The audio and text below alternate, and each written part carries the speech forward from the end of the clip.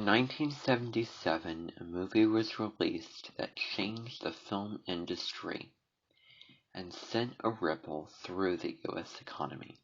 That film was Star Wars, later retitled Star Wars Episode IV, A New Hope. Star Wars was the first in a series of movies that would become one of the most successful film franchises in the world. The first movie was such a hit, fans lined up around the block to see it. Star Wars ran in theaters for 18 months. After its official release in 1997, 20 years after the movie initially premiered, the first Star Wars film had earned over $775 million worldwide, $1.5 billion in 2017 dollars. Most people did not expect Star Wars to be a box office hit when it was first released. As the film's director George Lucas recalled, "I didn't think the film was going to be successful. Neither did 20th Century Fox, the film studio that funded the movie-making process, which did not allocate much monetary support to market the movie. Star Wars' marketing team was able to advertise the film among comic book and science fiction fans, but did not generate a lot of buzz otherwise.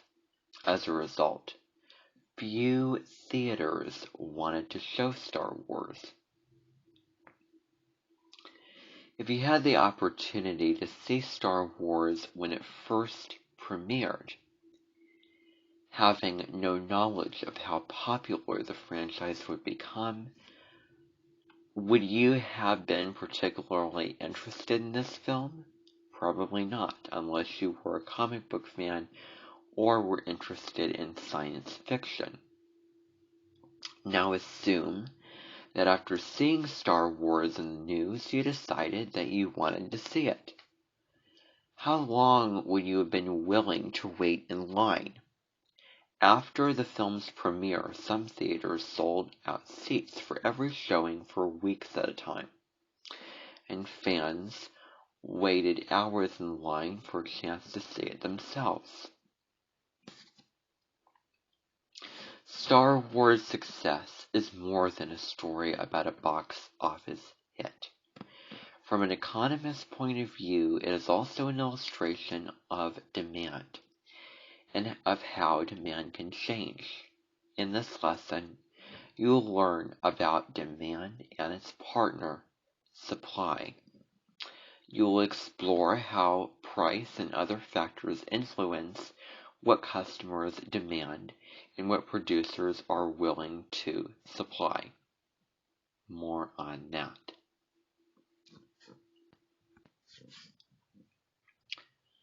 Most people's understanding of demand comes from their own experience as consumers.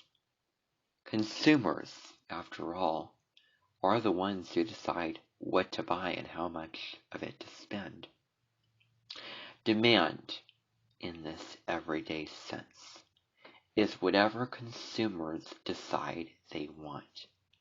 But how do we make those decisions? Consider this scenario. You are shopping for movies online, and you see that Star Wars Episode IV, A New Hope, costs $15. Do you buy it? Would you be more likely to buy it if it were priced at $11? What about if it were priced at $18? If you respond the way economists expect you to, the lower the price, the more likely you would be to buy the movie. This is a key idea in understanding the relationship between demand and price. Anyone who has ever gone shopping knows that making a purchase depends on two things.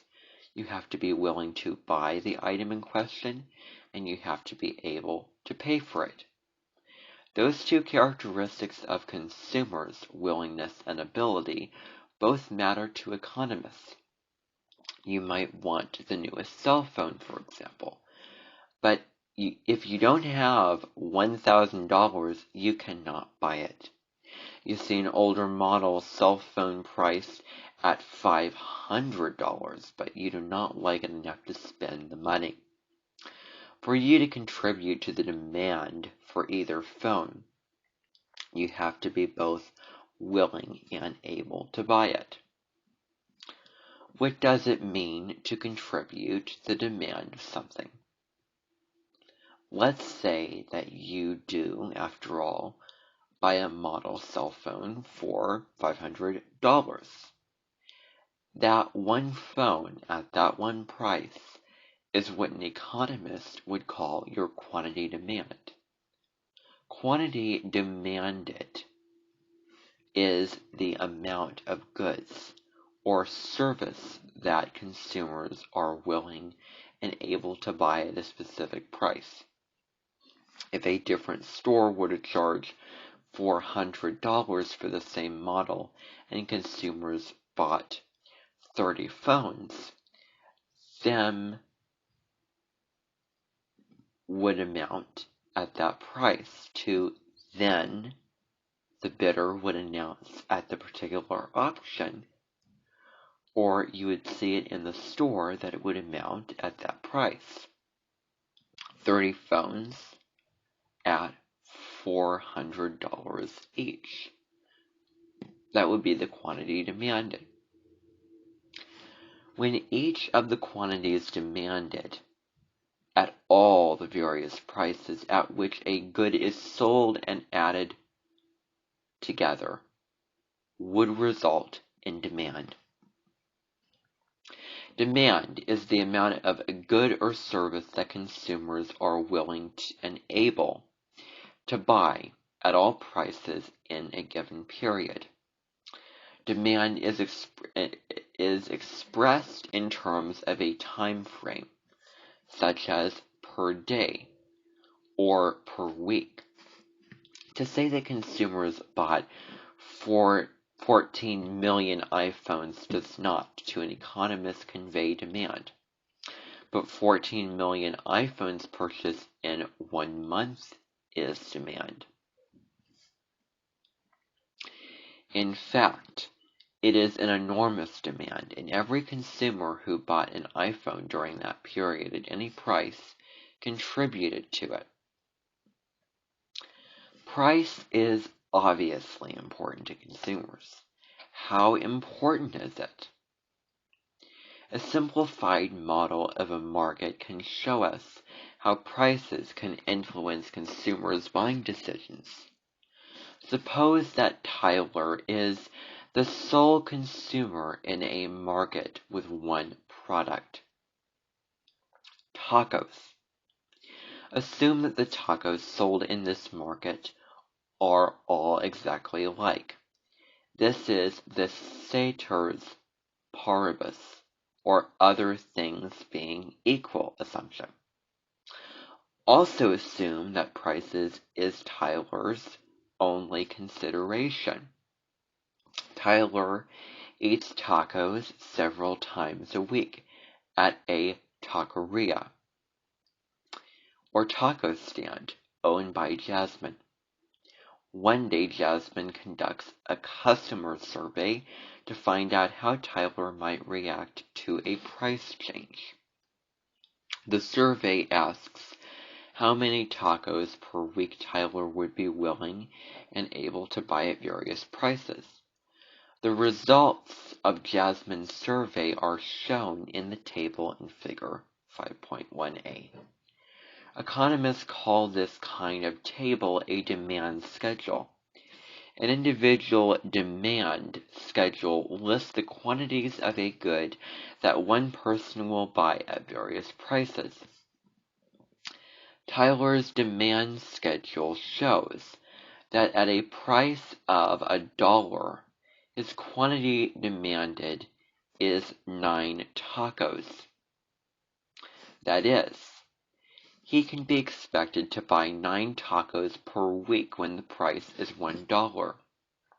Notice that as the price increases, the quantity of tacos that Tyler is willing and able to buy decreases. The data that Tyler's demand schedule are plotted on the graph in figure 5.A. Each pair of variables in the demand schedule is a pair of coordinates, marking a point on the graph.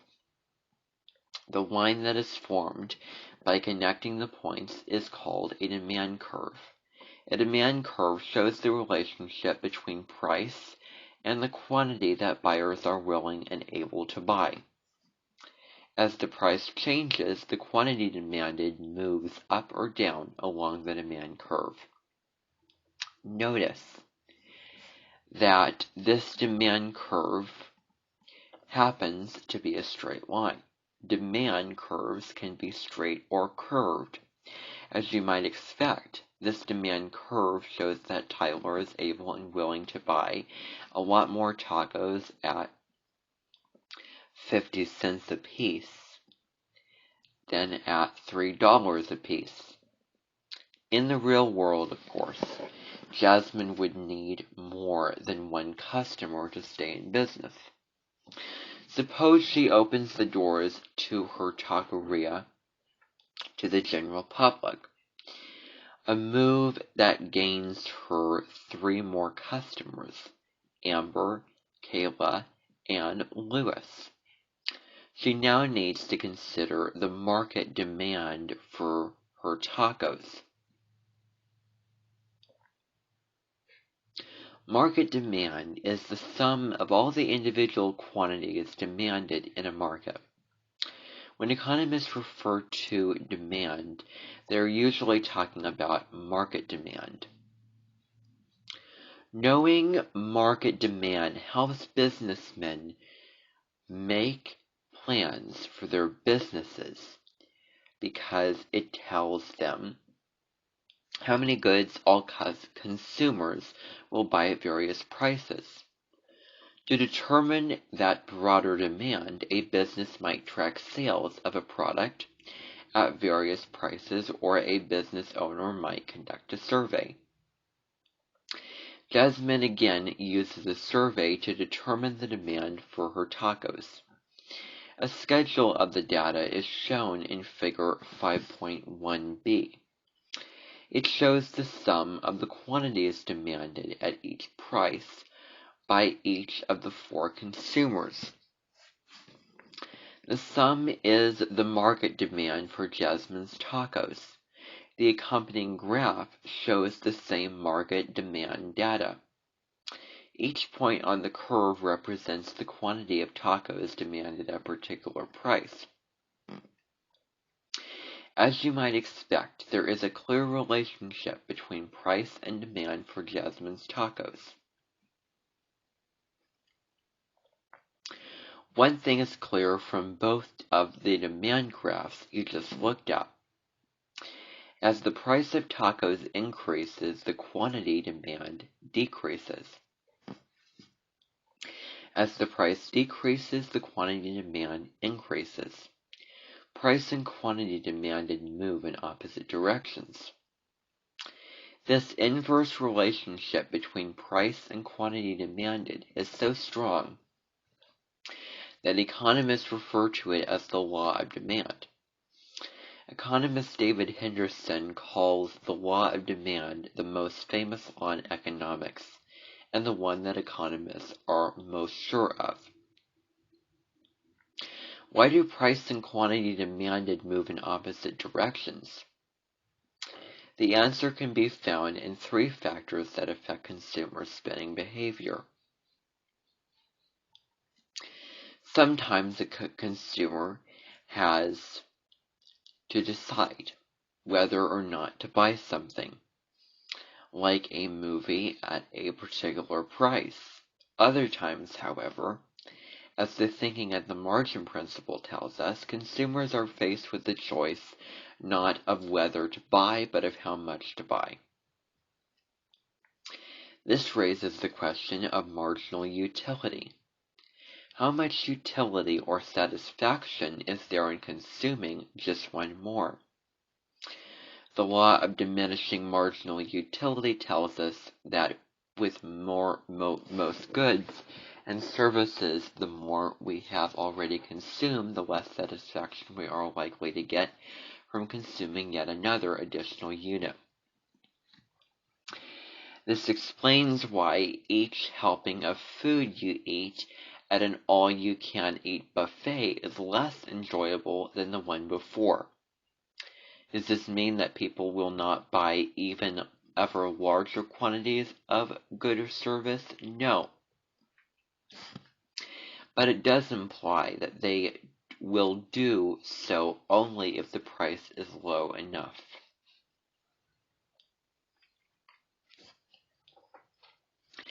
Because of scarcity, people's incomes are limited. They have only so much money to spend. If the price of a good or service increases, they will not be able to continue to buy the same quantity as they did at the original price. Sometimes two different goods can satisfy the same want.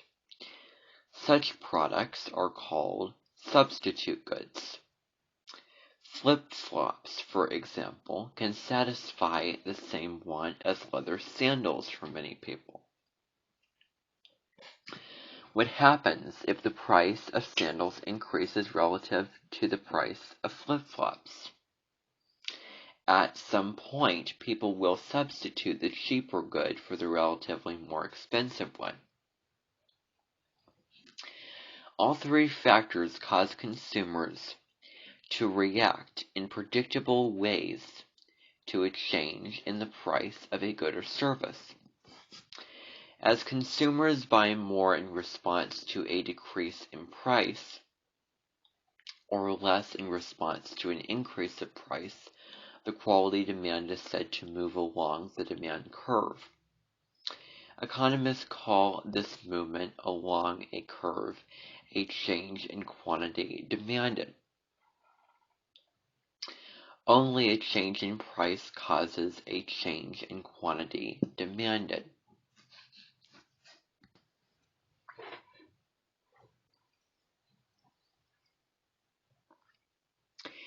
As the law of demand recognizes, price is key when people are deciding what and how much to buy. But other factors can influence demand as well. Suppose, for example, that a street fair was held on the block where Jasmine's taqueria is located. She might be mobbed with customers. The demand for her tacos would certainly increase. Or suppose a blizzard brought the city to a halt. If this occurred, Jasmine would have very few customers for a day or two, and the demand for tacos at all prices would decrease. How would these changes in demand be reflected on a graph? Movement along a demand curve shows how the quantity demanded changes as the price of a good or service changes. But sometimes a factor other than price, such as a spike or a drop in the number of customers, causes an entire demand curve to shift to a new position on the graph. Economists call this shift a change in demand. A change in demand occurs when quantities demanded increase or decrease at all prices.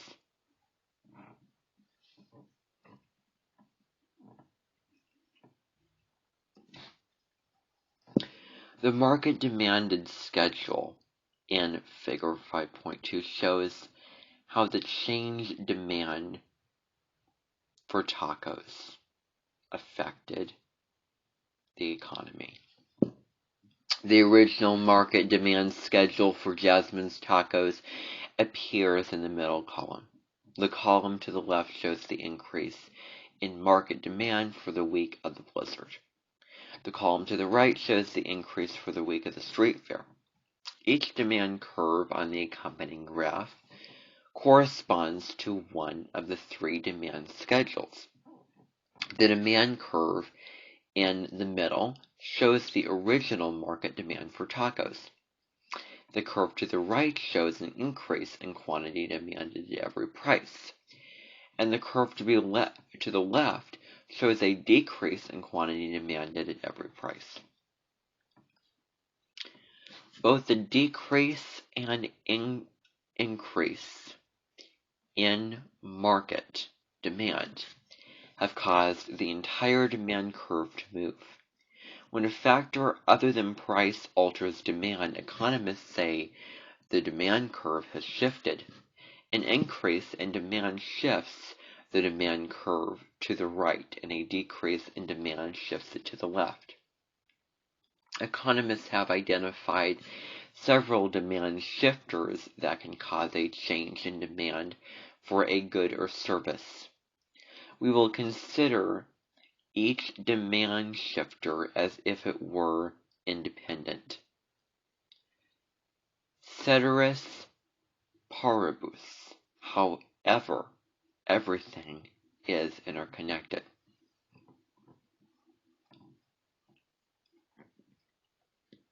Generally, an increase in income increases people's demand for goods and services, and vice versa.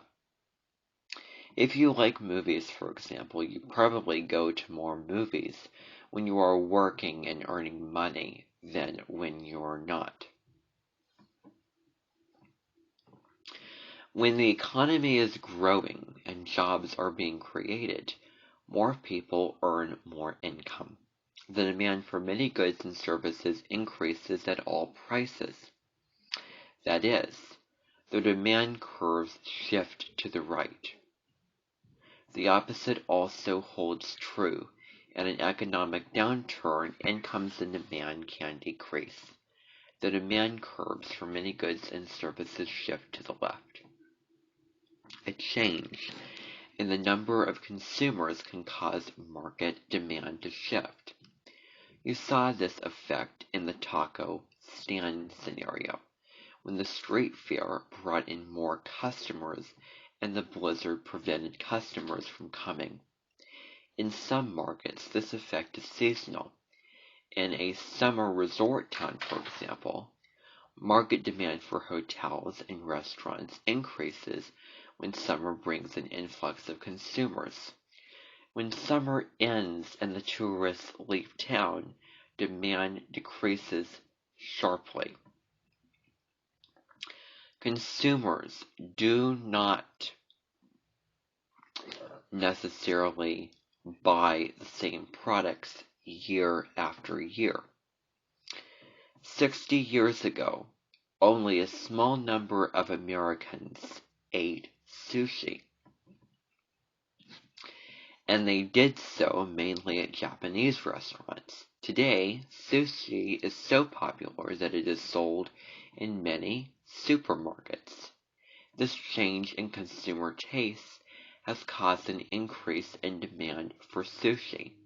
The demand curve for sushi has steadily shifted to the right. Advertising can play a powerful role in shaping consumer preferences. Suppose, for example, that a producer of sunglasses was to launch an advertising campaign with celebrity endorsements. At all price levels, quantity demanded would likely increase. The demand curve would shift to the right. Prices don't actually have to rise or fall to cause consumers to change their behavior. Consumers may decide to buy or not to buy based on the expectation of a price change. Let's say you go into a store with the intention of buying a particular video game. You find the game, which is priced at $59.99. A salesperson informs you that the game will go on sale next week for $39.99. You put the video game back. The expectation that the price will soon go down has, for the moment, lessened your demand. A change in the price of one product in a pair of substitute goods can cause the demand curve for the other goods to shift. Take burritos and tacos, for example. If the price of burritos were to increase, the law of demand tells us that people would buy fewer burritos, which would cause movements along the demand curve for burritos. At the same time, assuming that the price of tacos did not change, consumers would tend to buy more tacos instead of buying burritos. Market demand for tacos would increase, and the demand curve for tacos would shift to the right. Other pairs of substitute goods, including fish and chicken, sweatshirts and jackets, and movie tickets, and Blu-ray rentals. A complementary good is a product that is consumed along with some other product. Tennis rackets and tennis balls are complementary goods, as are hamburgers and buns.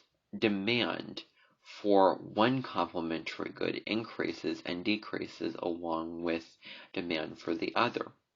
So, for example, if the price of printers were to decrease, the quantity of printers demanded would increase. As a result,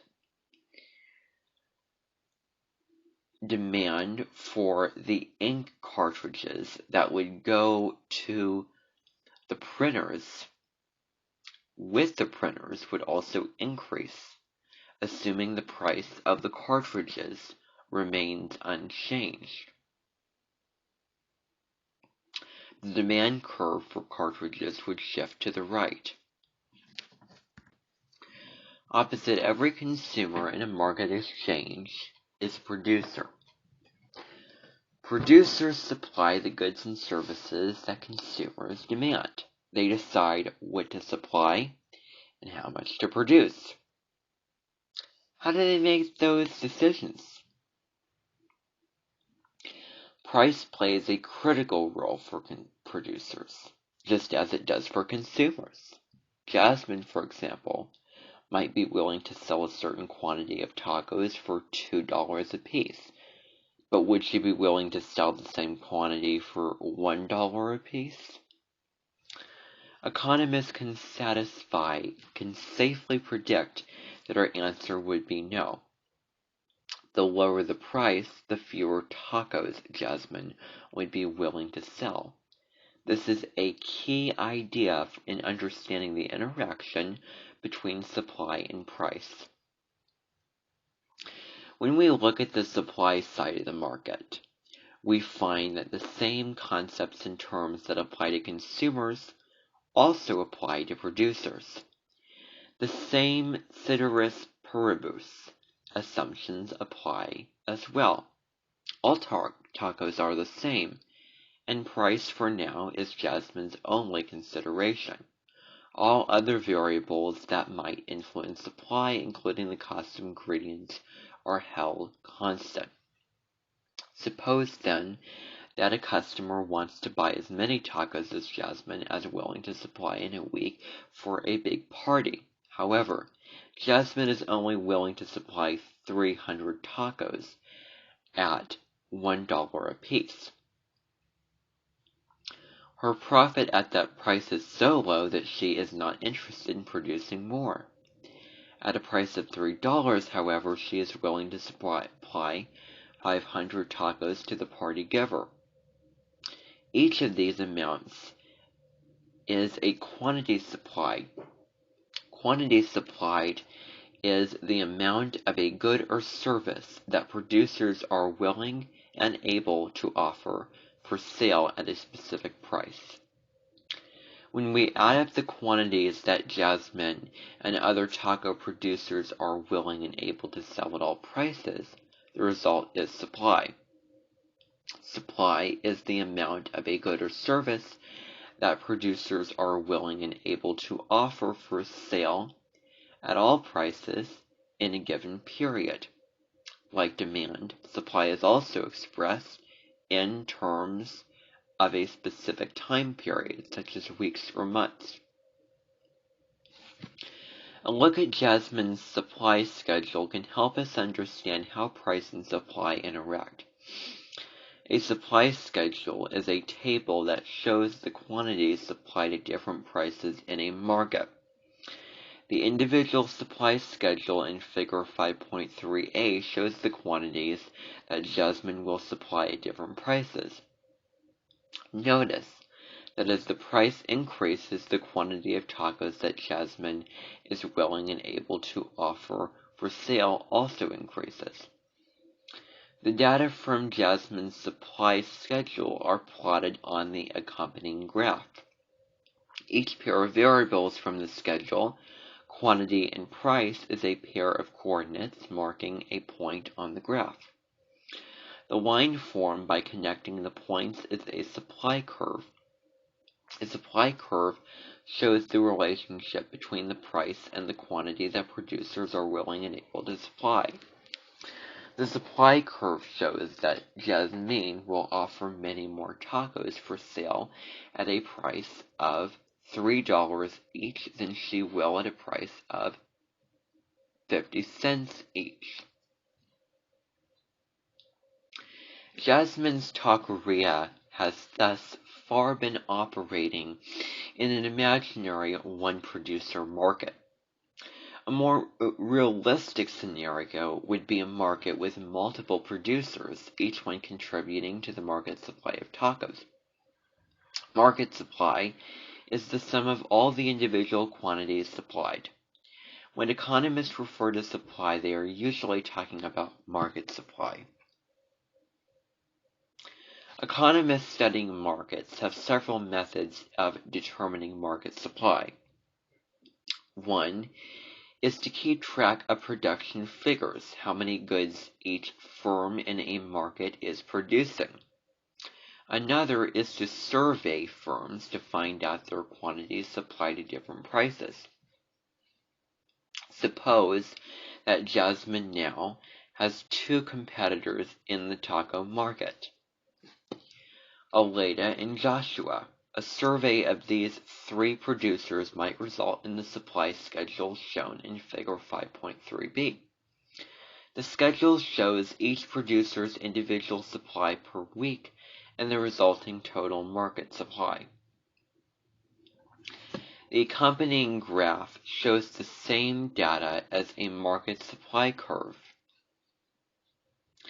Each point on the curve represents a quantity of tacos supplied at a given price.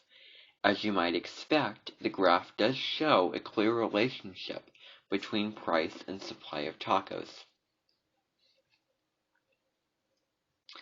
Jasmine's supply curve and the market supply curve share an important similarity in both. The quantity of tacos supplied increases as the price of tacos increases. As the price decreases, the quantity supplied decreases.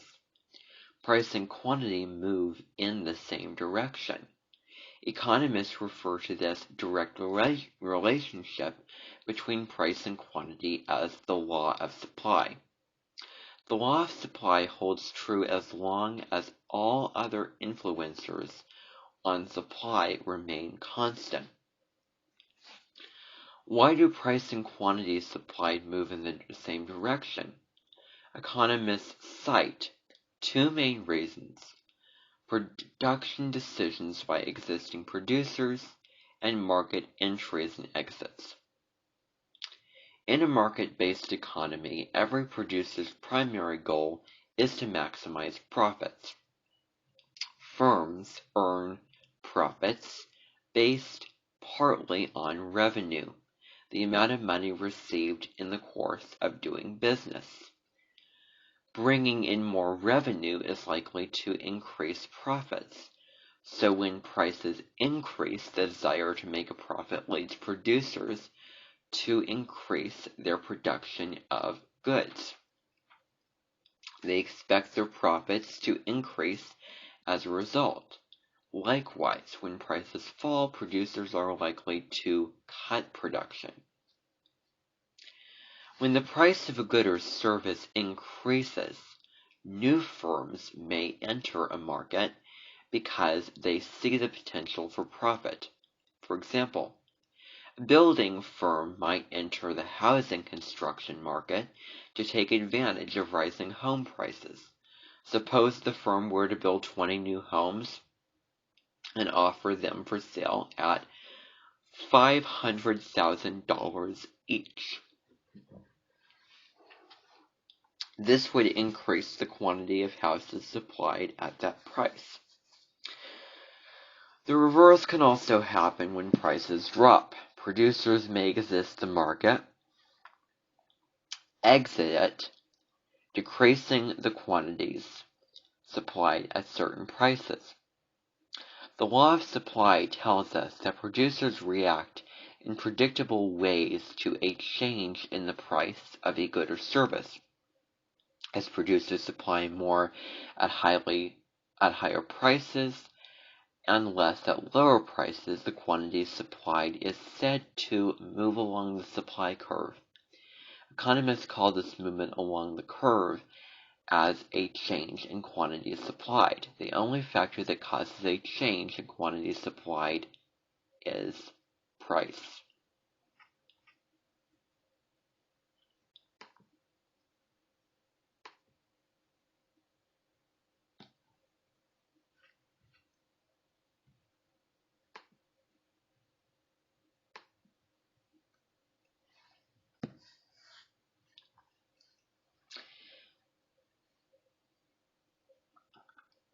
As the law of supply recognizes, price is important to producers when they are deciding how much of a good or service to offer for sale. But just as many factors can influence demand, factors other than price can also influence supply. Think about what would happen if Jasmine were to close her taqueria. The market supply of tacos would decrease at all prices. If a new taqueria were to open, the market supply of tacos would increase at all prices. What would these changes in supply look like on a graph? When the price of a product changes, the quantity supplied moves along the supply curve. But often a variable other than price, such as a change in the number of producers, can cause market supply at all prices to increase or decrease. Economists call this a change in supply. A change in supply causes the entire supply curve to shift to a new position. The graph in Figure 5.4 illustrates this supply curve shift. Schedule in Figure 0.4 contains market supply data for our imaginary taco market. The original market supply of tacos is shown in the middle column. The decrease and increase in market supply are shown in the columns to the left and right. The three supply curves on the graph correspond to the three market supply schedules. The original market supply data were used to plot the supply curve in the middle. The supply curve on the left shows the decrease in quantity supplied at every price, and the supply curve on the right shows the increase in quantity supplied at every price. These changes in supply cause the entire supply curve to move.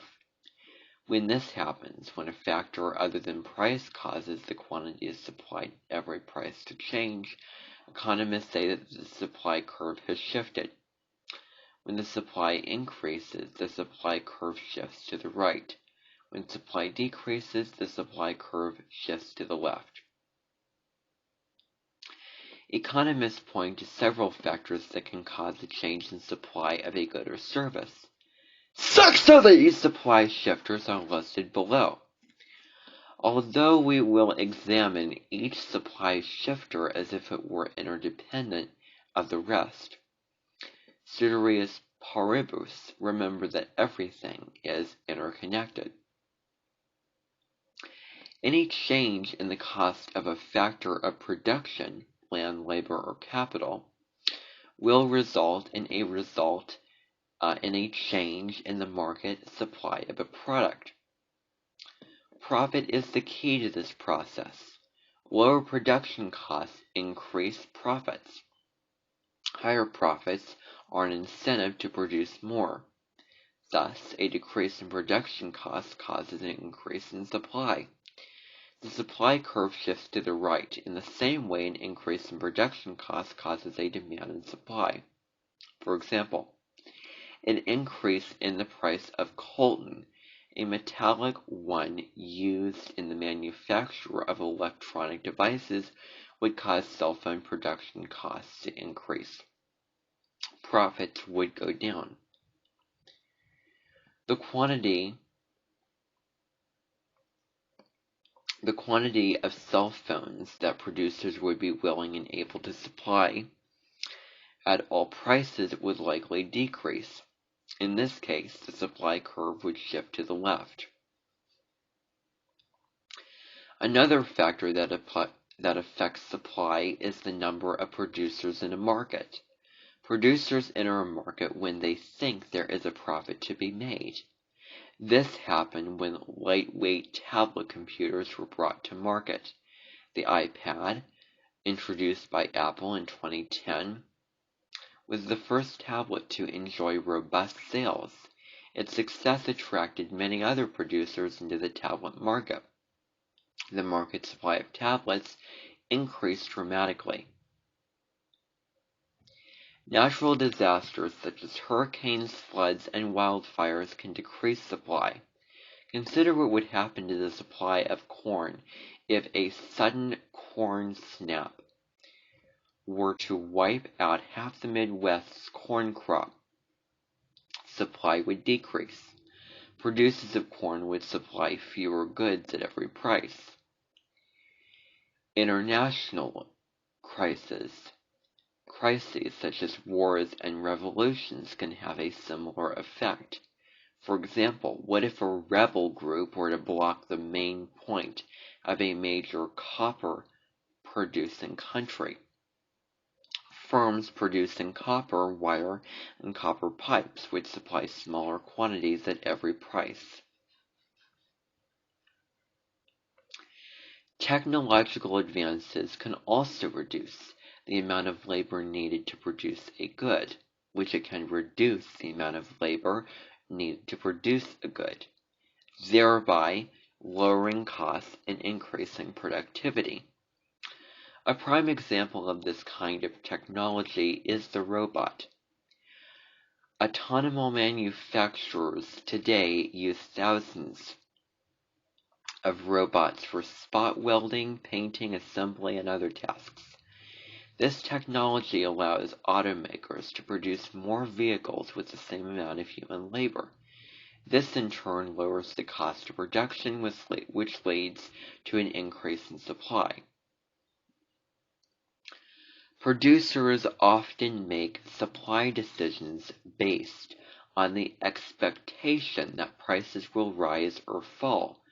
For example, what if wheat farmers were offered a lower than average price for their crop? Farmers might take part of their crop off the market and put it into storage, expecting higher prices in the future. Wheat farmers would supply less to the market today. The supply curve for wheat would shift to the left. Expectations that future prices will fall leads to the opposite effect. Producers supply more to the market in the short term of an effort to make a profit before prices decrease. Governments can directly apply supply, affecting supply in two ways. One is by offering producers a subsidy, a cash payment aimed at helping a producer to continue to operate. The U.S. government, for example, pays large subsidies to farmers. Farm subsidies do not necessarily increase supply. However, sometimes farmers are paid not to farm their land or keep supply low and prices high. Governments also use excess taxes to reduce the supply of certain goods. An excess tax is a tax on a manufacture or sale of a good. It adds to the production cost of every unit produced, thereby causing supply to decrease.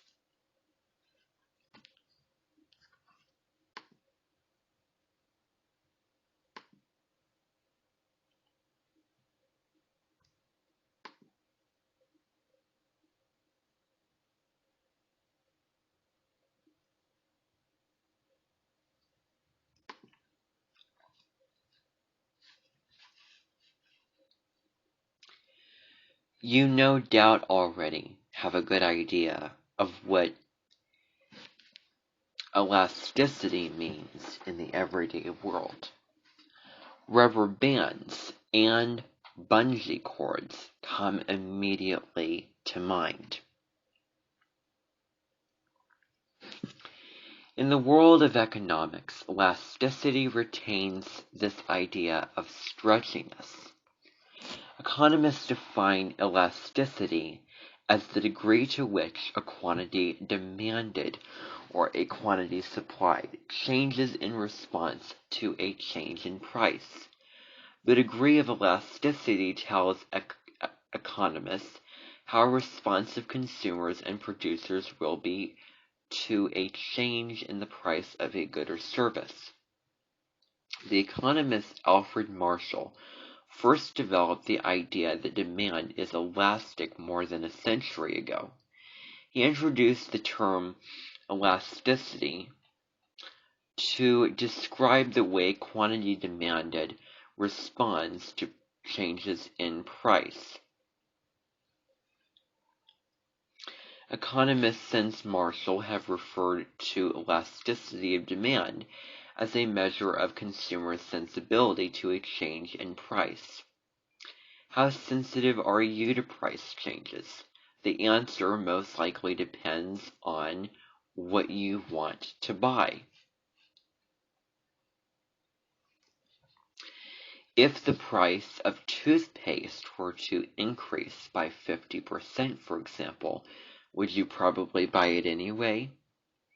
The demand for necessities like toothpaste tends to be inelastic, meaning that it responds slightly or not at all to a change in price.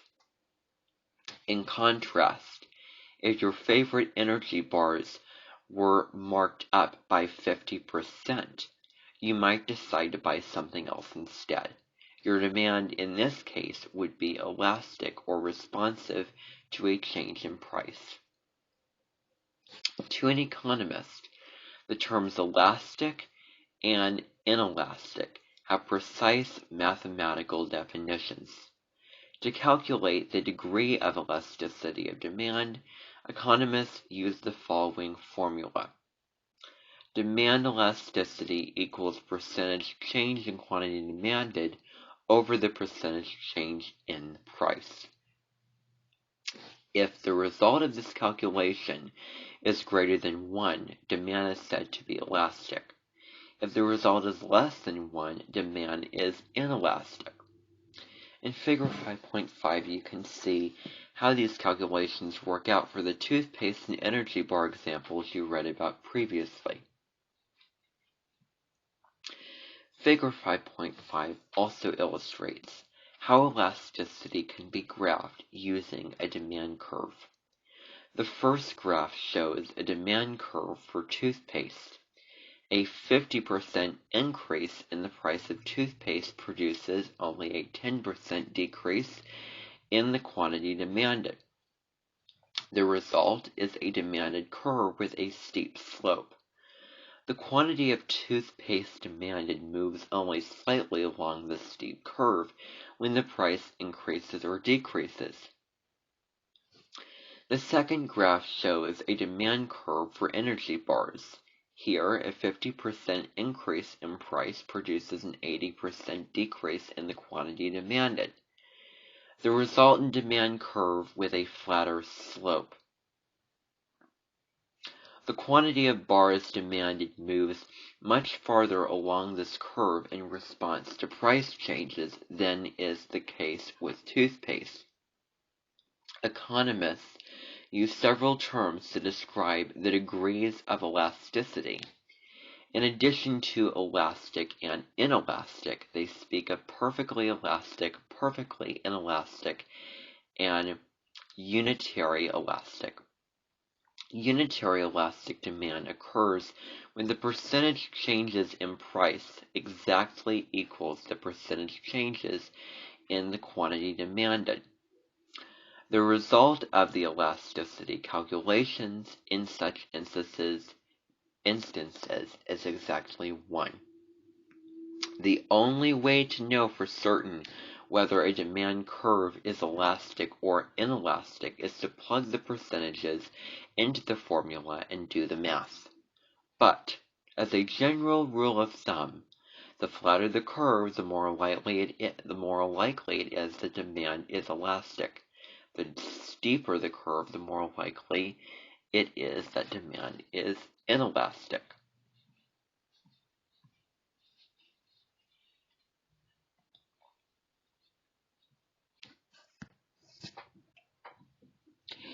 Knowing how elastic demand is for various goods can help producers price their products at a level that maximizes their revenue. To gauge the impact of prices on their revenue, producers use a business tool known as the total revenue test. To measure the elasticity of demand for toothpaste, for example, a producer uses the total revenue test that would create a revenue table. Like a market demand schedule, a revenue table lists the possible prices for a given product and the market demand at each price. But it has an additional column for total revenue at each price level. Total revenue is calculated by multiplying the quantity of a good sold by the price of the good. For example, a toothpaste producer who sells 22,000 tubes of toothpaste per week at a price of $2 per tube earns a total revenue of $44,000 per week.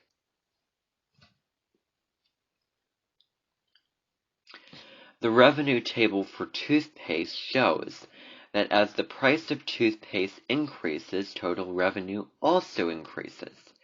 The response to price changes tell us that demand for toothpaste in this market is inelastic. Even a large change in price leads to a relatively small change in the quantity demanded. In this case, toothpaste producers can maximize their total revenue by selling fewer units of toothpaste at higher prices. The revenue table for energy bars tells a different story. It shows that as the price of the bars increases, total revenue decreases. The demand for energy bars in this market is very elastic. A small change in price leads to a large change in the quantity demanded. The producer will earn a higher total revenue by selling more energy bars at lower prices. Any producer thinking about changing the price of a product needs to know whether demand for that product is inelastic or elastic. When demand is inelastic, price and total revenue move up in the same direction. When the demand is elastic, price and total revenue move in opposite directions. Why is consumer demand more elastic for some goods than for others? The following factors help economists predict the elasticity of demand for a good or service. Demand for products that have chose substitutes tends to be elastic. If the price of a sports drink goes up, for example, many consumers will switch to bottled juice or water. Chocolate, however, has no closer substitutes. When its price increases, most consumers continue to buy it. Demand for chocolate is inelastic.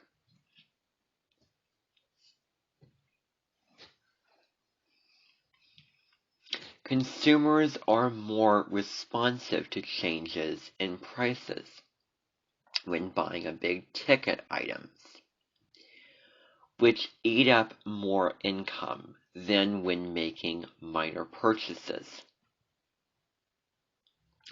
If you were considering buying a computer, for example, a price decrease of 20% might very well motivate you to buy. Your demand in this case would be elastic. Your demand for an expensive item like soap, however, would be inelastic. You might not even notice if its price were to increase or decrease 20%. When a product is perceived as a necessity, demand for it tends to be highly inelastic. Demand for luxuries, in contrast, is elastic. People will always buy food and necessity, even if prices increase. Luxuries like fancy watches, on the other hand, are goods we can live without. If the price goes up, we can easily stop buying them. Elasticity of demand can change over time. When gas prices increased sharply in 2011, many people found it difficult to reduce their gas consumption in response. They still needed gas to drive to work, shop, and get around. Over time, however, people adjusted to the price rise. They formed carpools, began using public transportation, and bought smaller cars that used less fuel. As they did so, the demand for gas gradually became more elastic. Economists apply the principle of elasticity to supply in the same way they apply it to demand. Elasticity of supply is a measure of the sensitivity of producers to a change in price. It tells economists how much a product will change the quantity supplied in response to a change in price. The laws of supply tells us that the quantity supplied moves in the same direction as price. As prices rise, producers are motivated to increase production levels in the hope of making higher profits. Thus, a producer whose supply is elastic will likely respond to an increase in price with an increase in quantity supplied. Ice cream makers, for example, are flexible producers. They can churn out more ice cream fairly easily in response to even a small increase in price. They can also slow production just as quickly if the price of ice cream decreases. The supply of ice cream in this case is relatively elastic. Not so for antiques. the supply of genuine antiques is limited, and their numbers do not increase much over time. An antique dealer cannot simply create more antiques to take advantage of increasing prices. Antiques dealers are not very responsive to changes in price because their supply is inelastic. The supply of bananas may be equally inelastic, but for different reasons. Growers can increase the quantity supplied by expanding their banana plantations, but there will be a lag time between planting new banana trees and harvesting more fruit. Until the new plantations begin to produce, the supply of bananas will remain relatively inelastic. Economists calculate elasticity of supply the same way they do demand, using the following formula. Supply elasticity, percentage change in quantity supplied, percentage changes in price.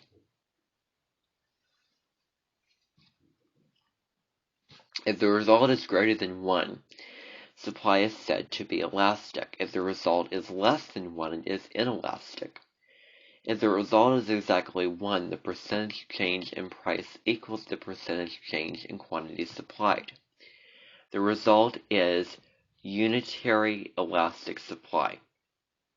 In figure 5.6, you can see how these calculations work out for yogurt and bananas.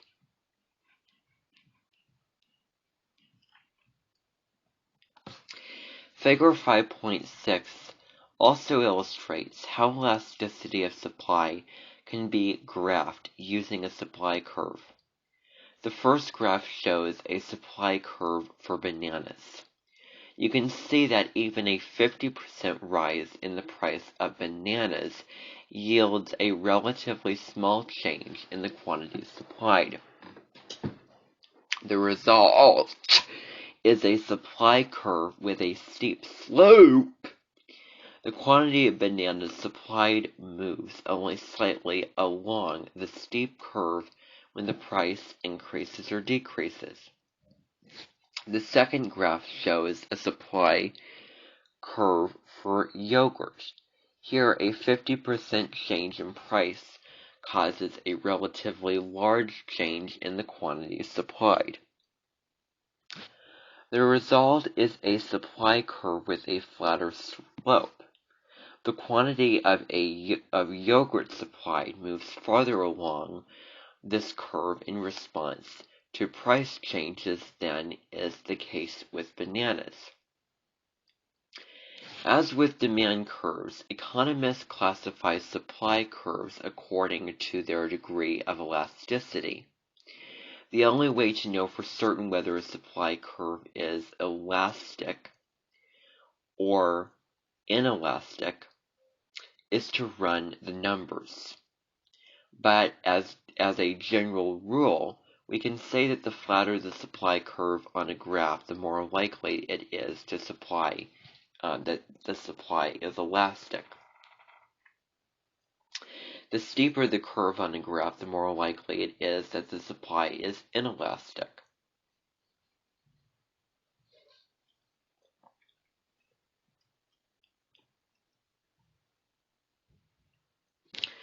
Why is the supply of some goods elastic and other goods inelastic? Several things can influence the elasticity of supply at different points along the supply chain. The supply chain is the network of people, organizations, and activities involved in supplying goods and services to consumers. The supply chain begins with the delivery of needed inputs to the producer, continues through the production process, and ends with the distribution of the finished product to consumers. Along the path of the supply chain, supply can be affected by any or all of the following factors: the availability of inputs, nobility of inputs, storage capacity, and the time needed to adjust to a price change.